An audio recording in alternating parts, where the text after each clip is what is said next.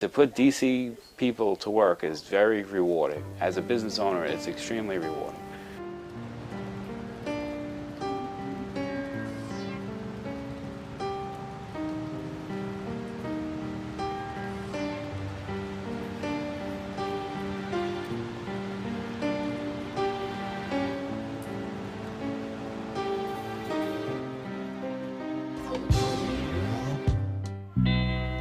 We'd like to slow it down here and talk to you and ask you a question.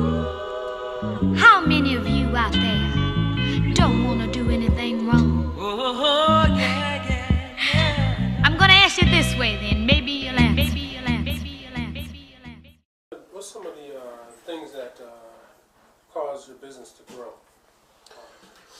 Well, the things that cause our business to grow really is you know, is really opportunities to do more of what we do. We have been fortunate so far that we've been able to do, so far about, a deal or two a year. How do you grow your business, and how does Youthwork Science get to where they are now? Well, we've been in business since 1941, so it helps a lot. We word of mouth for a reputation for good work certainly gets us quite a bit of work. What causes your business to grow?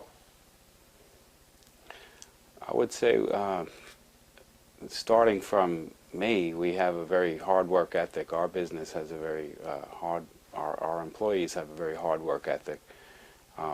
We go to work on time. We have a diligent work attitude, and our performance and our concentration on quality is probably what's sought after. So, to the extent that we can continue to maintain that pace to do, 1 or 2 deals a year as a very small company, I think that, we'll continue to grow such that hopefully we grow that to doing, 3 deals or 4 deals a year. How can your company help stimulate the local economy? I know, like last year, we did $20 million in business, and all of that revenue goes through DC.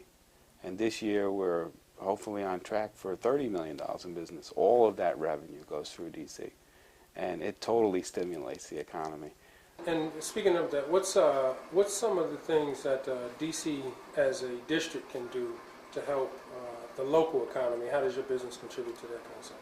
Great question. DC has many programs that are already legislatively authorized. One of the biggest programs, and one of the ones that I focus on, is the CBE legislation.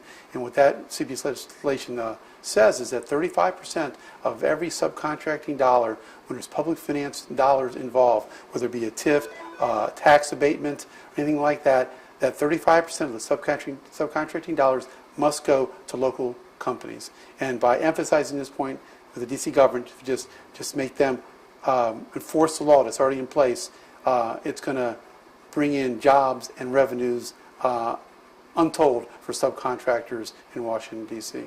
Bring in jobs and revenues untold for subcontractors in Washington, D.C. This very little project that I'm doing, we're able to see to it that district residents from Sasha Youthbuild are employed. You can imagine what the district can do, given the fact that they have anywhere from $500 million to $1 billion in capital budgets on an annual basis.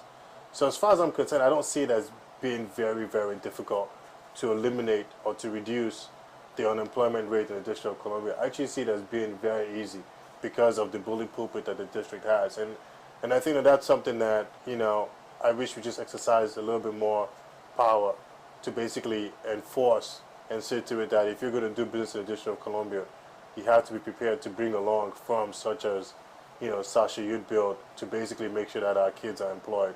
Those that's counting sheep on the masterpiece.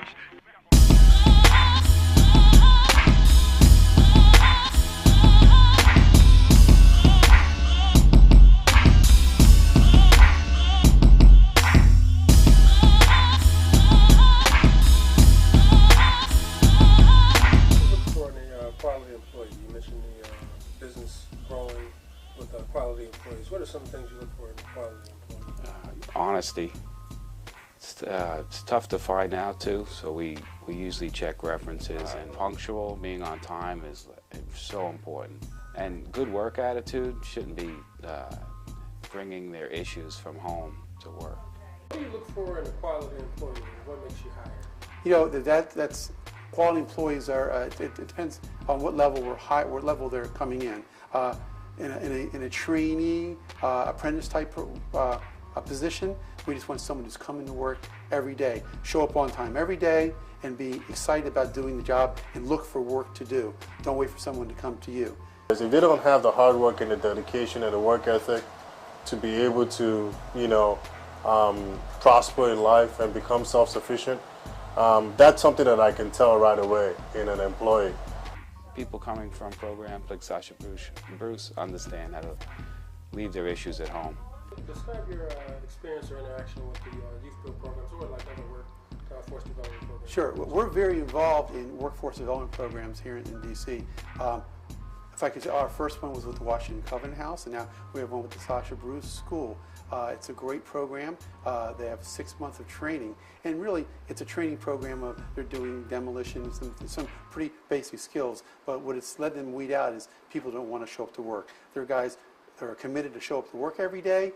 They're excited about having another chance in life, if that's what it's all about, and they come here with already 6 months of being prepared to go to work. And that's been a very good experience. In the past, we were hiring introduction type employees at a low level. We'd run an ad, and you never knew what you were going to get. So We like that person to be referred to us.